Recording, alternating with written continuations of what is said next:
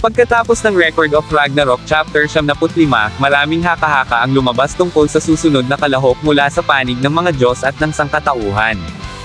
Sa kasalukuyan, ang mga posibleng representante ng mga Diyos ay sina Loki, Odin, at Anubis. Samantala, para sa sangkatauhan, kabilang sa mga natitirang mandirigma sina Sakete Kintopi, Nostradamus, si Moheha, Gregory Rasputin, at isa pang pangalan na isisiwalat nating maya-maya. Isasama ko rin sa talakayan ang isang panel na may quote na tumutugma sa mga kaganapan, na tila konektado sa isa sa mga natitirang mandirigma ng sangkatauhan, na siyang maaring lumaban sa Round 11 ng Ragnarok. Ito ang tatalakayin ko ngayon, kaya kung handa ka na, Teren at simulan na natin. What's up mga Cooks, Manga Moto nagbabalik. Record of Ragnarok. Kilalanin ang mga natitirang mandirigma ng sangkatauhan sa Ragnarok at tuklasin kung sino ang posibleng kumetawan sa sangkatauhan sa Round 11. Mag-uumpisa tayo kay Sakete Kintopi. Isa siya sa kalahok para sa sangkatauhan, ngunit sa iilang beses na nakasama siya sa kwento, sa Chapter 65 at Chapter 88 lang siya lumabas, bilang kaibigan ni Buddha, hindi ganoon kadami ang naibigay na ideya kung anong lakas ang meron siya. Ngunit sa Chapter 65, may binigay na kataga si Buddha kung saan magkakaroon ka ng anggulo sa kung ano ang kaya niyang gawin. Meron akong tao na gusto kong tingnan mo, si Siegfried, wika ni Buddha kay Sakete Kintopi. Para sa ibang tao, mukhang walang koneksyon iyon sa kayang gawin ni Sakete, ngunit sa Chapter 88, ay iyon din ang makikitang ginagawa niya at mapapatanong ka rin kung paano siya nakababa sa Tartarus. Lalo na nang hinahanap si Buddha ng medical team pagkatapos ng kanyang laban, si Sakete Kintopi rin agad na hindi taga Valhalla pa ang madaling nakakita sa kanya. Dito pa lang, kitang-kita na kung gaano katindi bilang isang investigador si Sakete Kintopi. Hindi lang iyan, sapagkat sa pagbaba pa lang niya sa Helheim ay tiyak na makakaengkwentro na siya agad ng mga naglalakasang mga demon. Ngunit higit pa roon, ang pinaka-importante ay ang kanyang matagumpay na pagdating sa pinakailalim ng Helheim, ang Tartarus, nang hindi man lang nakaranas ng kahit isang pinsala.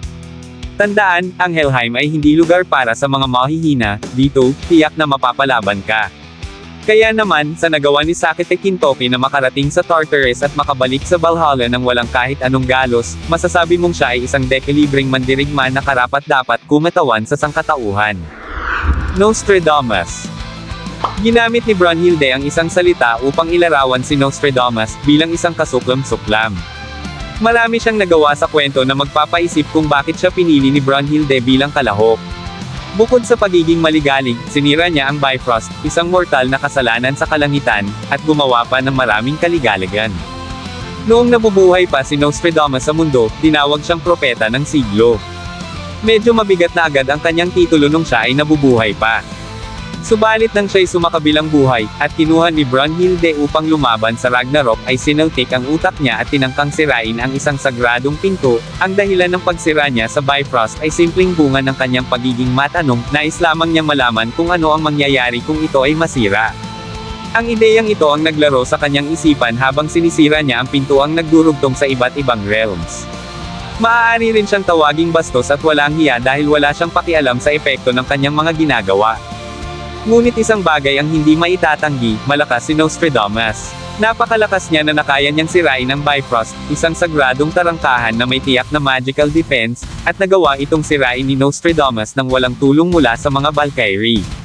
Bagamat hindi ipinakita sa kwento, malamang ay napabagsak muna niya ang mga bantay ng Bifrost, na siguradong malalakas rin, bago siya nakalapit sa sagradong pinto. Ang ebidensyang nagpapatunay na may mga bantay sa Bifrost ay makikita sa panel na ito, kung saan malinaw na makikita ang dalawang Royal Guards na nakatayo sa magkabilang panig ng sagradong pinto. Isa na namang dekalibreng mandirigma si Nostradamus na kakatawan para sa sangkatauhan, kaya naman hindi nakapagtataka na binansagan siya ni Brunhilde bilang Joker ng humanity. Si Moheha. Hindi pa siya lumalabas sa Record of Ragnarok, ngunit isa siya sa mga pwedeng tawaging pinakamoderno sa lahat ng kalahok ng sangkatauhan ng Record of Ragnarok dahil 2002 nang siya ay namatay. Sa Winter War 1939 hanggang 1940, nakumpirmang meron siyang 505 na napatay at iyon ay kanyang nagawa sa loob ng 100 na araw. Pero kung isang analyst ang titingin, sasabihin nito sa Finland na wala silang tsansang manalo. Ngunit dahil sa kagustuhang magwagi para maging isang malayang bansa ay nakapagpatupad sila ng isang malakasang pagtutol laban sa isang napakalakas na kalaban. Para siyang naging mitolohikal na imahe dahil sa kagustuhan niyang manalo at ang bansang Finland ay mabuhay bilang isang malayang bansa. Naging kilala siya sa Soviet Red Army bilang White Death, at muli, isang nakakakilabot na sniper si Mohiha na karapat-dapat kumatawan para sa sangkatauhan. Grigory Rasputin. Sa dekada bago nito, mabilis na umangat si Rasputin sa lipunan ng mga Ruso, mula sa pagiging isang simpleng magsasaka sa Siberia tungo sa pagiging isa sa mga pinakamaimpluwensyang tao na malapit sa Tsar. Ipinanganak siya noong 1869 sa nayon ng Pokrovskoy, sa tabi ng ilog Tura na dumadaloy pasilangan mula sa Ural Mountains, kung saan nagtatagpo ang Europa at Asia sa Siberia. Tila nakatakda si Rasputin para sa isang karaniwang buhay, sa kabila ng ilang alitan sa kanyang kabataan laban sa mga lokal na awtoridad dahil sa kanyang magaspang na asal. Sa edad na 18, nagpakasal siya sa isang lokal na babae na nagngangalang Praskovia Dobrevina. Nagkaroon sila ng 7 anak, ngunit 3 lamang ang nakaligtas hanggang sa pagtanda, sina Maria, Dimitri, at Barbara. Noong 1892, iniwan niya ang kanilang sakahan upang gugulin ng ilang buwan sa isang monasteryo. Dito nagsimula ang kanyang landas patungo sa pandaigdigang kasikatan. At dahil tinawag siyang baliw na monghe, hindi siya naordinahan bilang pari. Isa lamang siyang naglalakbay na banal na tao na naghahanap ng espiritual na kaliwanagan. Karaniwan, ang mga tulad niya ay pinipiling talikuran ang kanilang nakaraan at mga relasyon, ngunit patuloy na binibisita ni Rasputin ang kanyang pamilya, nanirahan pa nga ang kanyang mga anak na babae kasama niya sa St. Petersburg at sinusuportahan niya ang kanyang asawa sa pinansyal na paraan. Ang kanyang matinding pananampalataya, kasama ng kanyang kaakit-akit na personalidad, ay nagdala ng atensyon mula sa mga kleriko ng Russian Orthodox Church at mga matataas na miyembro ng imperial na pamilya, na nagpakilala kay Rasputin kina Tsar Nicholas at kay Alexandra. Siegfried. Dahil wala pa masyadong lumalabas sa Record of Ragnarok tungkol sa kanya, pero minsan na siyang nabanggit ni Buddha kay Sakete Kintopi. Sa kasalukuyan, si Siegfried ay nakakulong sa Tartarus, isang piitang napakahigpit ang seguridad upang matiyak na hindi siya makakatakas. Ngunit nararapat ba talaga ang pagkakakulong ni Siegfried? Ayon sa pagsusuri, ang sagot ay hindi. Ayon kay Buddha, ang mga paratang laban kay Siegfried ay kulang sa bigat upang siya'y maipakulong. Sinasabing ninakaw niya ang mahiwagang espada ni Odin, pinatay ang mahalagang dragon na si Fafnir, at may iba pang hindi nabanggit na kasalanan. Gayunpaman, ayon sa detective nating si Buddha, hindi sapat ang mga ito bilang batayan upang siya ipiit sa Tartarus. At dito, tama si Buddha. Ngayon, bigyang pansin natin ang isang posibleng senaryo, paano kung ang tunay na dahilan ng mga pangyayari ay mas malalim. Halimbawa, maaaring nagpa siya si Siegfried na umalis sa Norse realm matapos niyang malaman ang balitang maaring gunuwin ang sangkatauhan sa hinaharap. Sa layuning agapan ang sitwasyon bago ito lumala, planong magtulungan sana ni Siegfried at ang iba pang mga mandirigmang tao, demigods at mismong mga gods upang ipagtanggol ang sangkatauhan. Subalit, hindi ito natuloy. Maaaring napag-usapan na nina Brunhilde at Siegfried ang kanilang plano, na sa kabila ng alanganing laban, magkakaroon pa rin ng pag-asa para sa sangkatauhan. Nilalayo nilang lumaban para maiwasan ang tuluyang pagkagunaw nito sa pamamagitan ng Ragnarok. Gayunpaman, nang malaman ni Odin ang plano ni Siegfried, ginawa nito ang lahat ng makakaya upang hadlangan siya. Alam kong maaaring iniisip mo na malabo pa sa sabaw ng pusit ang mga sinasabi ko, pero ang nais kong bigyang diin dito ay si Brunhilde mismo. Na ang senaryo na naiisip ko ay sasakto talaga kung saan bago pa man magsimula ang Ragnarok, binubuo na niya ang mga mandirigmang maaaring lumaban dito. Sa madaling sabi, alam na talaga ni Brunhilde na gugunawin ang sangkatauhan, at mababasa ito mismo sa manga ni Lubo. Para sa mga nagpapalampas ng mga spin-off ng Record of Ragnarok, nais ko lang ipaalam na sa mga spin-off inilalagay ng mga authors ang mahahalagang impormasyon na magbibigay linaw sa mga dapat mong malaman. Sorry na agad, balik na tayo sa kwento.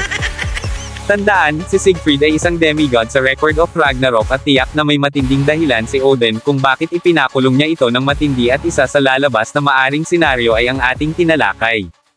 Ngayon, tumungo tayo sa nilalaman ng kontrobersyal na panel na ito. Nakapaloob dito ang isang malalim na pahayag na konektado sa isa sa mga mandirigma ng sangkatauhan. Wala nang paligoy-ligoy pa, simulan na natin ang pagtalakay sa kilalang quote na, "God has seen your tears, and heard your prayers." Ang linyang ito ay saktong-sakto kung saan nakita ng Diyos na si Susano ang pagluha at pagpapasalamat ng mandirigma ng sangkatauhan sa kanya, dito palang tugma na agad. Kasunod nito ang bahagi ng pahayag na nagsasabing, "Do not grieve, the little one will not die." Dito lalong tumindi at nagbigay diin ang panel, dahil malinaw na tumutukoy ito kay Soji bilang the little one na, sa kabila ng lahat, ay hindi namatay. Kapag pinagsama ang kilalang quote, ang kalalabasan ng kabuuan ay, "God has seen your tears, and heard your prayers. Do not grieve, the little one will not die." Tila perpektong tumutugma ito sa emosyonal na nilalaman ng panel o sa madaling sabi ay swak na swak. Ngunit narito ang nakakaintriga, ang pahayag na ito ay kilalang kilala bilang bahagi ng mga salita na inuugnay sa isa sa mandirigma ng sangkatauhan at ito'y walang iba kundi si Gregory Rasputin. Alam kong napaisip ka rin bigla dahil saktong-sakto ang quote sa nilalaman ng panel na siya naman konektado kay Rasputin. Kaya't ang tanong, isa lamang ba itong pagkakataon, o tahasang ipinapahiwatig na si Rasputin ang susunod na lalaban sa round 11 ng Ragnarok? At dito na nagtapos, alam kong bitin ka sa kwentuhan natin, kaya sorry na agad. Shoutout po muna kina